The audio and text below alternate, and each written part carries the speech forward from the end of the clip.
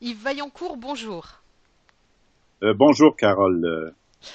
Vous êtes Yves Vaillancourt, professeur émérite au LAREPS, au laboratoire de recherche sur les pratiques et les politiques sociales, à l'Université du Québec à Montréal.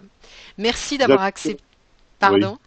J'ajoute que je suis plus particulièrement relié aux crises, un centre de recherche sur les innovations sociales. Le l'AREPS ayant un profil plus bas ces années-ci, mais Merci étant pour très important dans mon expérience. Ouais. merci pour cette précision, effectivement. Et merci aussi d'avoir accepté cette interview pour le réseau national des maisons des associations. Donc, interview réalisée dans le cadre de la recherche-action en cours et dédiée à la co-construction des politiques publiques et menée avec le CNAM, le réseau RTES, le mouvement associatif, l'UFISC et le collectif des associations citoyennes. Alors Yves Vaillancourt, vous travaillez depuis 40 ans sur les sujets de politique sociale et selon vous la jonction avec l'économie sociale ou solidaire, vous nous préciserez s'il y a une distinction pour vous tout à l'heure. Cette jonction s'est faite seulement il y a 20 ans.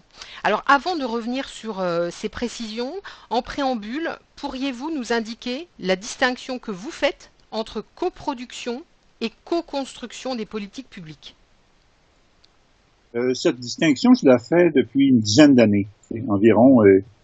Elle a ses inconvénients, mais l'avantage qu'elle comporte, c'est de pouvoir établir une différence entre le rôle des organismes, mettons les associations, pour prendre un exemple dont on va reparler. Le rôle des associations dans le domaine des politiques publiques peut être tout simplement résumé à une contribution sur le plan de la mise en œuvre de politiques publiques qui auraient été élaborées sans elles.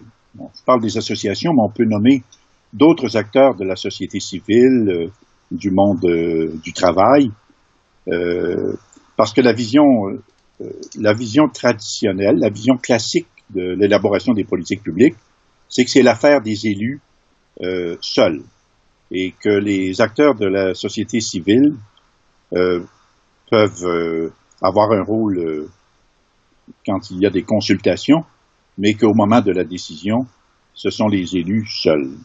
Alors, la coproduction, je trouve que ça représente une forme de participation des acteurs de la société civile à l'opérationnalisation ou à l'organisation des politiques publiques. Euh, Exemple, une association peut offrir un accompagnement à des personnes qui ont des incapacités pour leur donner une chance de s'insérer dans le marché du travail, mais la politique concernant la formation et l'insertion dans le marché du travail peut relever des seuls décideurs. Mais dans la co-construction, je pense que c'est devenu une préoccupation euh, au cours des 20 dernières années. Les acteurs qui sont dans la société civile euh, se, veulent avoir un rôle qui n'est pas seulement de participation dans la mise en œuvre, mais de participation dans l'élaboration, dans le développement de l'architecture des programmes ou des politiques. Pour être plus concret, en parlant euh, à des personnes qui sont en contexte français, je dirais que j'aime beaucoup faire atterrir ces distinctions-là sur un plan très local. Par exemple, dans une ville comme Caen, ces années-ci, on parle beaucoup d'intercommunalité. En France, l'agglomération de Caen euh, regroupe une cinquantaine de communes. Il y a le département qui est un palier important pour l'élaboration des politiques dans le domaine de l'action sociale pour les personnes âgées, pour les personnes handicapées, euh, pour la petite enfance. Il y a les régions en France. Alors, puis il y a finalement l'État français et les politiques nationales. Alors, la co-construction, souvent dans des textes, on en a parlé en prenant des exemples dans des politiques nationales. Mhm. Si on fait atterrir distinction entre coproduction et co-construction au plan plus local, c'est le lien entre les collectivités territoriales et les acteurs de la société civile. Pensons particulièrement aux associations. Alors, donc, je termine sur la distinction en disant que le mot coproduction peut être utilisé pour parler du fait qu'il y a des associations, par exemple, qui sont appelées à fournir des services qui relèvent des politiques publiques, mais que les associations n'ont pas un mot à dire dans l'élaboration des politiques. Tandis que la co-construction, ça suggère qu'elles ont un rôle décisionnel. Je dirais pas que c'est un rôle, le rapport entre les acteurs de la société civile et les élus, c'est pas un rôle totalement symétrique. On peut dire qu'il y a une certaine asymétrie, mais j'insiste sur le fait que c'est plus qu'un rôle consultatif. Ils sont associés à la délibération et à la prise de décision. D'où le trait d'union, d'ailleurs. Dans le mot co-construction, au début, je ne mettais pas de trait d'union parce que la langue française invite à pas trop en mettre. Avec le temps, j'ai trouvé que le trait d'union force à réfléchir davantage sur le côté co-décision. Très bien, merci Yves Vaillancourt pour cet éclairage. Donc on comprend bien votre distinction entre coproduction plutôt sur l'aspect opérationnalité sans qu'il y ait dans certains cas d'implication dans les associations, par les associations dans les décisions préalables à la mise en œuvre d'un projet ou d'un service par rapport à la co-construction. Alors justement, moi je vous ramène sur cette notion et par rapport à cette notion d'asymétrie, mais de trait d'union, de lien entre acteurs publics et acteurs associatifs, qu'est-ce que vous avez pu observer comme pratique de place laissée ou d'initiative laissée au tiers secteur et notamment au secteur associatif dans la phase de co-construction des politiques publiques? J'ai observé, par exemple, à l'occasion de certaines missions de recherche en France, que on utilise assez facilement le mot co-construction dans les départements, dans les villes, dans les régions. Dans des textes, par exemple, comme les schémas qui sont développés par les conseils départementaux, je l'ai vu dans la région, dans le département de l'Ain, je l'ai vu dans des textes dans la région Rhône-Alpes. Le mot revient, mais peut-être que parfois il revient en suggérant qu'il y a des bonnes intentions chez les élus, chez les administrateurs. Et il y a une demande dans ce sens-là aussi chez les acteurs socio-économiques, socio-culturels qui sont proches de l'élaboration de ces schémas, de ces plans d'organisation des politiques et des services, parfois pour une période de 5 ans. Mais parfois, c'est un sens qui est plutôt restreint. Moi, j'aime dire la co-construction, il faut faire attention pour ne pas en parler trop vite et pour être certain que les pratiques suivent les mots. Alors, on parle de co-construction de projets, de co-construction d'une journée, la co-construction des connaissances. Dans la co-construction, mais j'ai remarqué que dans l'élaboration des documents d'orientation des politiques au plan local, que parfois les acteurs de la société civile, les associations sont consultés, sont invités à donner leur point de vue à certains moments de l'élaboration de ces documents-là, mais que le moment fort de la prise de décision les tient à l'écart. Et que, encore une fois, je n'argumente pas que la co-construction doit enlever aux élus le fait qu'ils ont la prérogative, en dernier ressort, de prendre des décisions avec les mandats qui sont les leurs, mais la théorie classique de l'imputabilité des élus ne doit pas être un argument pour tenir à l'écart une participation citoyenne qui a un impact décisionnel sur la saveur, l'architecture et le contenu des orientations qui sont importantes. Alors, je pense que dans le domaine, par exemple, des schémas départementaux, des schémas régionaux, des plans d'action qui sont élaborés par les villes dans le domaine du développement social, culturel et économique, dans le domaine de l'environnement, du transport, des politiques concernant les personnes handicapées dans les villes, par exemple, que là, il y a comme une demande pour aller plus loin que ce qu'on a connu dans les dernières années. Et je pense que la France est un laboratoire qui est assez intéressant parce que d'une ville à l'autre, d'un département à l'autre, les choses ne sont pas faites exactement de la même manière.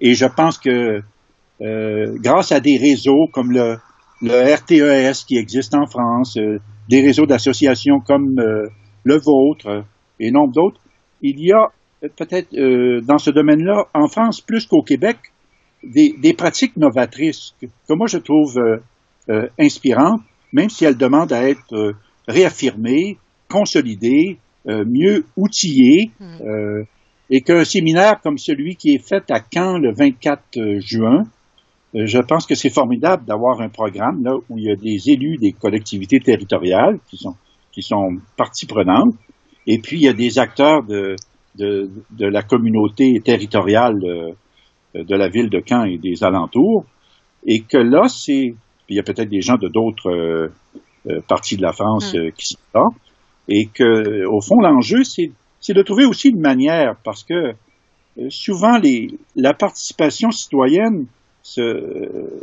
peut être très présente, mais n'est pas nécessairement productive et efficace en termes de résultats décisionnels qui touchent l'orientation des politiques. Alors justement, vos propos nous amènent sur une question très en lien. Selon vous, quelles sont justement les conditions à réunir pour favoriser une co-construction démocratique des politiques? Une des conditions que je vois comme étant importante, là, mettons, dans l'histoire des 30 dernières années au Québec, où on a un certain nombre d'exemples de domaines comme les politiques de la petite enfance, le domaine du logement social, le domaine de la reconnaissance des organismes qu'on appelle communautaires par l'État québécois. Je remarque que l'une des conditions, c'est qu'il y a des expérimentations qui soient faites pendant un certain temps et qu'il y ait des acteurs à la fois du monde des élus et du monde de l'action sociale et socio-économique là, dans la société civile, qui sont attentifs à l'originalité de ces expériences et qui se posent la question quoi faire pour qu'il y ait du côté des pouvoirs publics des décisions d'orientation qui permettent à ces trouvailles, à ces innovations, d'exister pas uniquement où il y a des acteurs qui sont assez débrouillards pour les faire apparaître sur leur petit territoire, et de transformer ça en politique publique. Donc, il y a comme un passage de l'expérimentation de pratiques qui sont gagnantes, qui ont fait leurs preuves. Par exemple, au Québec, on a vu des pratiques dans le domaine du logement social pour permettre à des personnes qui ont des problèmes de santé mentale ou des problèmes de perte d'autonomie liés à des handicaps, d'avoir accès à des formules de logement social qui sont adaptées à ces personnes-là, mais qui ont une vulnérabilité qui n'est pas uniquement économique, mais une vulnérabilité qui est sociale. Et là, on a pensé à des formes de logement social, comme ça apparaît dans la loi, dans le programme Accès à logis au Québec depuis 20 ans, qui a tiré parti du meilleur des expérimentations faites dans les années 80 et 90 pour élaborer des règles du jeu qui sont finalement utiles dans d'autres régions du Québec que les régions où les pratiques novatrices ont eu lieu. Donc, ça permet de généraliser les possibilités d'avoir l'appui de la puissance publique dans l'émergence et la durabilité de pratiques qui ont été gagnantes quelque part. Alors, la condition, c'est qu'il y a des gens qui sont des entrepreneurs sociaux pour faire apparaître de nouvelles façons de faire les choses sur des territoires locaux, mais qu'on soit capable d'être attentif aux caractéristiques de ces expériences novatrices pour convaincre des décideurs et des instances que leur apport pourrait être exceptionnel si on transformait ces pratiques là, en politique, si on les institutionnalisait pour que leur mode d'emploi finalement soit répliqué ailleurs. Ouais. Mais je pense qu'aussi le réseautage est très important. Ça, c'est une condition qui. C'est pour ça que j'ai de l'admiration pour le réseau, le RTES, parce qu'il a permis depuis 10-15 ans en France de mettre ensemble un nombre d'élus assez important qui sont gagnés au rôle contributif de l'économie sociale et solidaire dans à la fois l'élaboration puis la mise en œuvre des politiques publiques dans certains domaines. Ça veut dire que les acteurs de l'économie sociale et solidaire, parmi d'autres acteurs de la société civile, peuvent contribuer non seulement à la mise en application des politiques, ce qui peut être intéressant, mais ce qui est limité si on fait seulement les utiliser, puis au risque de les instrumentaliser, mais qu'on leur fasse une place pour qu'elles aient un poids, ces associations et les acteurs de l'économie sociale et solidaire. C'est pour ça que je prononce toujours économie sociale et solidaire pour sortir d'une définition entrepreneuriale limitative de ce qu'on entend par économie sociale et solidaire. Et parfois, si les gens veulent limiter l'économie sociale et solidaire aux seules entreprises en excluant un bon nombre d'associations ou d'organismes communautaires au Québec, nous, on utilise à ce moment-là le concept de tiers secteur qui est plus accueillant pour mettre la diversité dont il est question dans le. Merci Yves Vaillancourt pour cet éclairage qui allait même au-delà en fait des questions sur lesquelles on souhaitait avoir votre témoignage. En tous les cas, ce qu'on peut retenir, c'est que les choses sont en cours. Cette capacité que doivent conserver les acteurs, notamment pour, comme vous l'avez si bien dit, transformer les pratiques en politique. On a encore entre guillemets du pain sur la planche collectivement.